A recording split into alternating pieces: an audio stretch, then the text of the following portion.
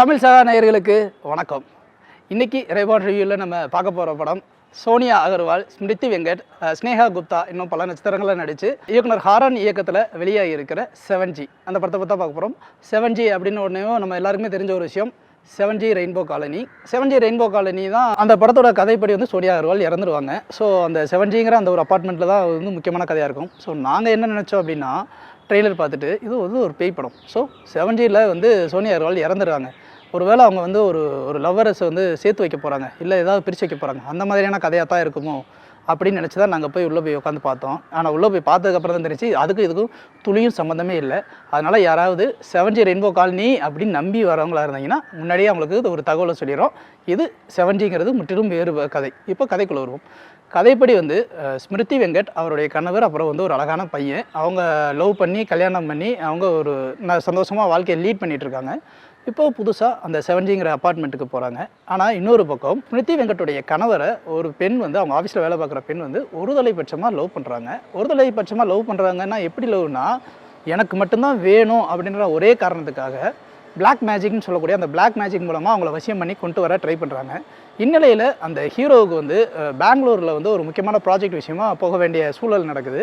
அப்போது இந்த வீட்டுக்குள்ளே வந்து ஸ்மிருதி வெங்கட் அதே மாதிரி அந்த பையன் இருக்காங்க. அமானுஷமான நிறைய விஷயங்கள்லாம் நடந்துக்கிட்டே இருக்குது. இந்த அமானுஷமான விஷயங்கள்லாம் எதனால் நடக்குது, இதுக்கு எல்லாத்துக்கும் காரணம் வந்து இந்த ஒருதலை பட்சமாக லவ் பண்ண இந்த ஸ்னேகா குப்தா தானா அப்படிங்கிறதான் இந்த படத்துடைய மொத்த கதையுமேவும். இந்த படத்தில் வந்து ப்ளஸ்ஸாக நம்ம பார்க்கணுன்னா ஸ்மிருதி வெங்கட் வந்து இதுக்கு முன்னாடி நடித்த நடிப்பும் சரி, இந்த படத்தில் நடிச்சிருக்க நடிப்பும் சரி, ரொம்ப வித்தியாசமாக இருக்கும். கொஞ்சம் நடிப்பில் நல்லாவே மெருகேறி இருக்காங்க அப்படின்னு சொல்லலாம். ஸ்னேகா குப்தா அப்படிங்கிற அந்த ஒரு கேரக்டர் வந்திருக்காங்க. அவங்களுமே வந்துட்டு அந்த ஒரு வில்லி லுக்கு வேணும் அப்படின்றதுக்காக நிறையா விஷயங்கள் பண்ணியிருக்காங்க. அதே மாதிரி அந்த சின்ன பையன் கேரக்டரில் நடிக்கிற அந்த பையனும் கொஞ்சம் நல்லா நடிச்சிருக்காப்புல. இதை தாண்டி இந்த படத்தில் வந்து முக்கியமாக பேச வேண்டிய விஷயம் என்னென்னா ஒளிப்பதிவு. ஒரு மிடில் கிளாஸ் படம், அதே மாதிரி வந்து ஒரு அப்பார்ட்மெண்ட் கல்ச்சர் அப்படின்னும்போது அதுக்கு உண்டான அந்த டீசென்சி இந்த படம் முழுசும் மெயின்டைன் பண்ணியிருக்காரு ஒளிப்பதிவாளர்.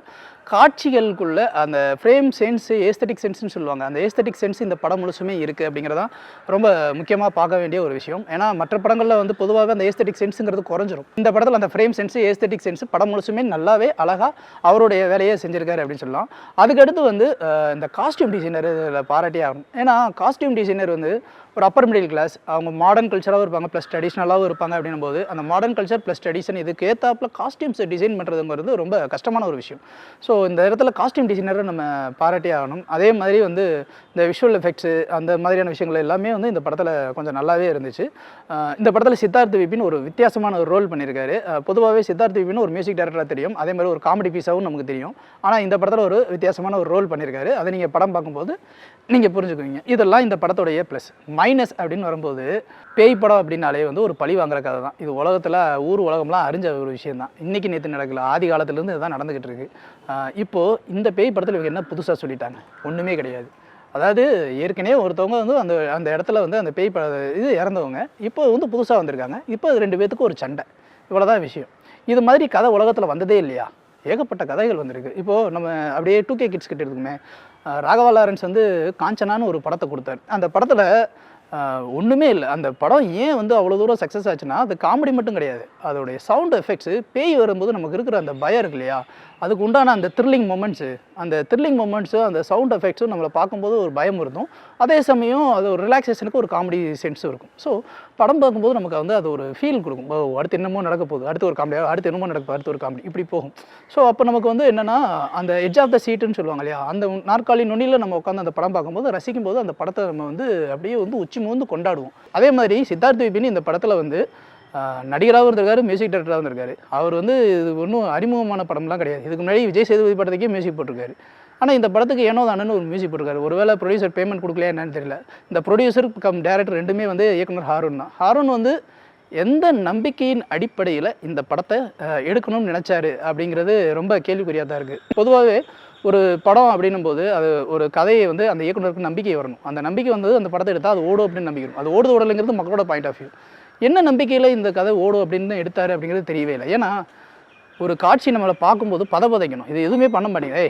அடுத்து தான் வரப்போகுது, இப்போ பாரு எடுத்து இது ஊற்ற போகிறாங்க, இப்போ பாரு இது பண்ண போகிறாங்க அப்படின்னு இப்படியே சொல்லிக்கிட்டே இருந்தால் அது ஒரு இன்ட்ரெஸ்ட்டே இருக்காது. அதை விட ரொம்ப ஒரு முக்கியமான ஒரு விஷயம் என்னன்னா, இதில வந்து எல்லா படத்துக்குமே ஒரு ஹை பாயிண்ட்டுன்னு ஒண்ணு சொல்லுவாங்க. இதுதான் அந்த படத்துக்கு டர்னிங் பாயிண்ட் அப்படின்னு.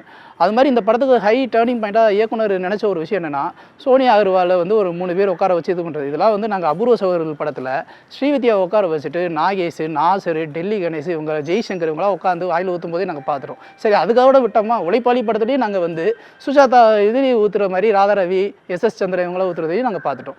ஸோ இது மாதிரி காட்சிகள்லாம் இன்ஸ்பயர் ஆகி இதில் பார்க்கும்போது இதெல்லாம் ஏற்கனவே பார்த்தாச்சுப்பா, இதில் என்ன நீ எமோஷனலாக பண்ணுற அப்படின்றது ஒரு விஷயம். அதுக்கடுத்து லாஜிக் மிஸ்டேக்ஸ்னு ஒன்று இருக்கு இல்லையா, ஏதோ ஒரு ஓட்டை இருக்குது அப்படின்னா அது நம்ம ஓகே விட்டுடலாம் அப்படின்லாம். இப்படி குடத்தை தூக்கணும்னா கீழேயே ஒரு பெரிய ஓட்டையாக இருக்குது, எல்லா தண்ணியும் கீழே விழுகுது அப்படின்னா அந்தளவுக்கு ஒரு ஓட்டையாக இருக்குது. அந்த ஒரு சீனை வந்து ஒரு சென்சிபிளாக இல்லாமல் அது ஒரு மேனிப்புலேட் பண்ணி எதுவுமே இல்லாமல் ஒரு சாதாரணமாக ஒரு சீனை எடுத்தால் எவன் தான் உட்காந்து பார்ப்பாங்க. பார்க்குறவனுக்கு வந்து கொஞ்சமாவது காசு கொடுத்து பார்க்குறவங்க ஒரு ஒரு நேர்மையும் நியாயமும் வேணாமா? உட்காந்து நீங்கள் ஒரு படம் எடுக்கிறீங்க, அந்த படத்தில் ஏதாவது வந்து ஒரு இன்ட்ரெஸ்டிங்கான ஒரு எலமெண்ட் இருக்குது அப்படின்னா பரவாயில்ல, எதுவுமே இல்லை. ஆனால் வந்து 7G அப்படிங்கிற ஒரு டைட்டில் வச்சுருக்கோம் அப்படிங்கிறனால டேரக்டர் வந்து ரொம்ப ஓவர் திங்கிங்கில் இந்த டைட்டில் வச்சுட்டு எப்படியாவது ஆடியன்ஸ் உள்ள வந்துருவாங்கன்னு நம்பிட்டாரா என்னவோ தெரியல. அது வந்து டேரக்டருக்கே வெளிச்சம். ஆக மொத்தத்தில் இந்த 7G இன்றைக்கெல்லாம் ஆடியன்ஸ் வந்து ரொம்ப தெளிவாக இருக்காங்க.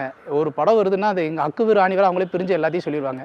அப்படி இருக்கும்போது இந்த படம்லாம் எந்த அளவுக்கு எந்த ரேஞ்சில் போகும் அப்படிங்கிறத அவங்க பார்த்து அடுத்த செகண்டே டிசைட் பண்ணிடுவாங்க. எங்களை பொறுத்த வரைக்கும் 7G அப்படிங்கிற அந்த ஒரு படம் வந்து பொதுவாக ஏதோ டைம் பாஸுக்கு போகணும், உட்காரணும், பார்க்கணும்னு நினைக்கிறவங்க வேணால் உட்காந்து பார்க்கலாமே தவிர, மற்றபடி இதில் பெருசாக ஒரு விஷயம் இல்லை. இதில் முக்கியமாக அந்த சோனியா அகர்வாலை பற்றியும் சொல்லிடணும். ஏன்னா சோனியா அகர்வால் வந்து ஒரு பேய் அப்படின்றதுக்காக கண்ணை முழிச்சு பார்க்குறாங்க. ஏம்மா நீங்கள் நார்மலாக பார்த்தாலே போதுமேம்மா, இதுக்கு எதுக்கு கண்ணை முழிச்சு பார்க்கணும், பேய்னா பேயின்ற மாதிரி ஒரு ஃபீலில் கொடுங்கம்மா அப்படின்னா கடைசி வரைக்கும் அவங்களுக்கு வரவே இல்லை, எந்த இடத்துலையுமே வரவே. ஒருவேளை செல்வராகவன் வந்து ட்ரில் கொடுத்தா மட்டும்தான் அது வருமா என்னன்னு தெரியல, அவங்களோட நடிப்பும் இல்லை. அதனால் வந்து 7G அப்படிங்கிற அந்த ஒரு படம், 7G ரெயின்போ காலனி அப்படிங்கிற அந்த ஒரு படத்துக்கு மிகப்பெரிய இழுக்காக இருக்குது அப்படின்னு தான் சொல்லணும். எங்களுடைய கருத்துக்களில் ஏதாவது முரண்பாடு இருந்துச்சுன்னா கீழே கமெண்ட்டில் போடுங்க. நன்றி.